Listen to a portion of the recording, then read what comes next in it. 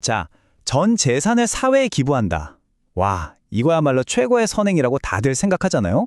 근데요, 만약 그게 내가 평생 이룬 걸 지키는 최악의 방법이라면 어떨 것 같으세요? 오늘은 바로 이 재산의 사회 환원, 그 뒤에 숨겨진 아주 흥미로운 역설에 대해 이야기해 보려고 합니다.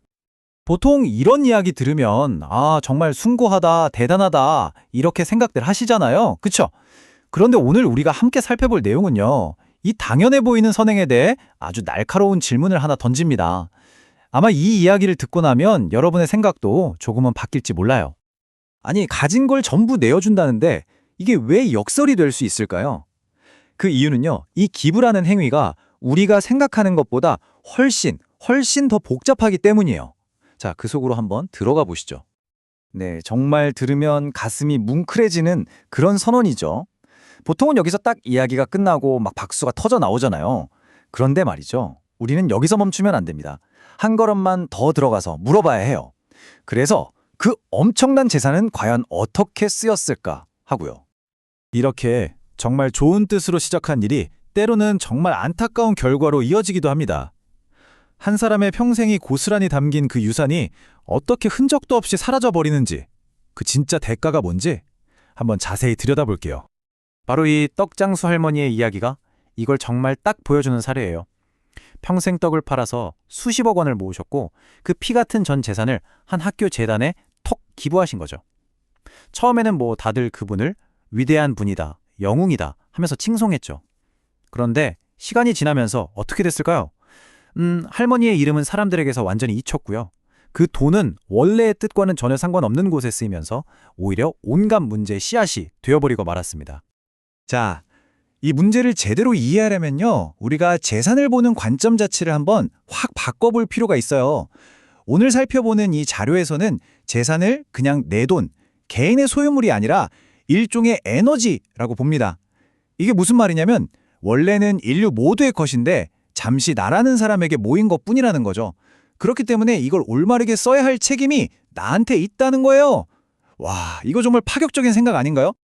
그리고 여기서부터 이야기가 정말 더 깊어집니다. 이 에너지, 즉 재산을 잘못 쓰잖아요. 그럼 이게 단순히 돈을 낭비했다, 여기서 끝나지가 않아요. 그게 바로 화근, 그러니까 문제의 뿌리가 되어서 기부한 사람이 죽은 뒤에도 계속 따라다닌다는 겁니다. 그리고 결국에는 그 사람의 이름과 업적까지 전부 지워버린다고 해요. 아니, 그럼 어떡하라는 걸까요? 내 좋은 뜻이 왜곡되는 이런 위험을 피하고 정말로 긍정적이고 오래가는 영향을 남기려면 방법이 없을까요?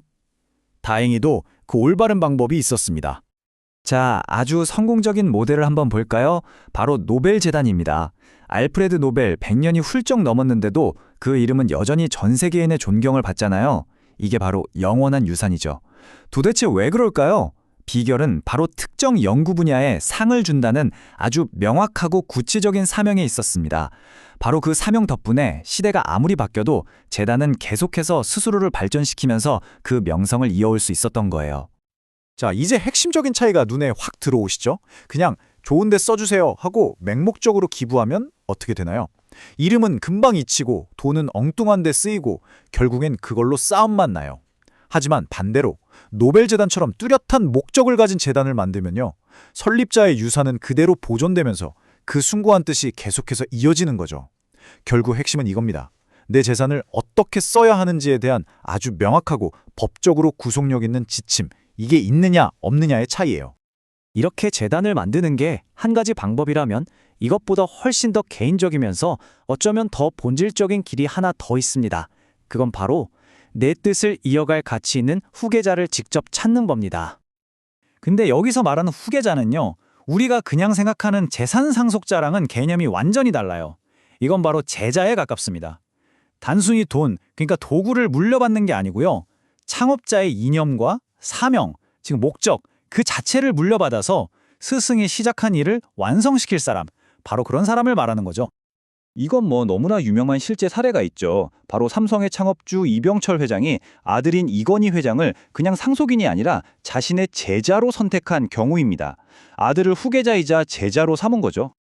이 제자의 길에는 아주 명확한 순서가 있다고 해요. 우선 스승은 제자에게 자신의 핵심 철학, 즉 이념을 가르칩니다. 그리고 제사는요, 그 이념을 실행하기 위한 도구로서 그 뒤를 따르는 거예요. 돈이 먼저가 아니라는 거죠. 바로 이 순서가 정말 중요합니다. 이 과정을 제대로 거쳐야만 스승이 평생을 바쳐 이루고자 했던, 심지어 못다 이룬 뜻까지도 완성해내는 진짜 제자가 될 수 있다는 겁니다. 그리고 이 스승과 제자의 관계는요, 우리가 생각하는 삶과 죽음의 경계마저 뛰어넘습니다. 진정한 스승은 세상을 떠난 뒤에도 제자를 지켜주는 수호신이 되어서 저 세상에서도 제자가 가는 길을 돕는다고 해요. 정말 놀라운 이야기 아닌가요? 자, 지금까지의 이 모든 이야기들을 한번 종합해 보면요, 우리는 재산과 유산의 본질에 대한 아주 중요하고도 심오한 결론 하나에 이르게 됩니다.